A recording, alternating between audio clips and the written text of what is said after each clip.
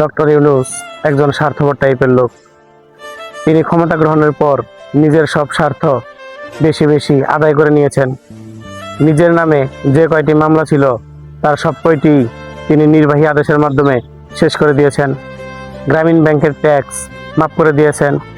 সবশেষ তিনি নিয়েছেন SSF সুবিধা 1 বছরের জন্য, যেখানে দেশের প্রধানমন্ত্রী রাষ্ট্রপতিরা ক্ষমতা ছাড়ার পর 3 মাস পর্যন্ত পান SSF সুবিধা, সেখানে ডক্টর ইউনূস পাবেন 1 বছরের জন্য। তিনি সকল প্রকার সুবিধাই বেশি বেশি নিয়েছেন তার নিজের জন্য। তিনি দেশকে উপহার দিয়েছেন দারিদ্রতা, বেকারত্ব আর মততন্ত্র। তিনি বলেছিলেন দারিদ্রতাকে জাদুঘরে পাঠাবেন, কিন্তু তিনি নিজেই তার কার্যক্রমের মাধ্যমে দারিদ্রতাকে বাড়িয়ে গেছেন। যিনি নিজের জন্য সবকিছুই বেশি বেশি নেন তাকে স্বার্থপর বলি আমরা। ডক্টর ইউনূস একজন স্বার্থপর লোক।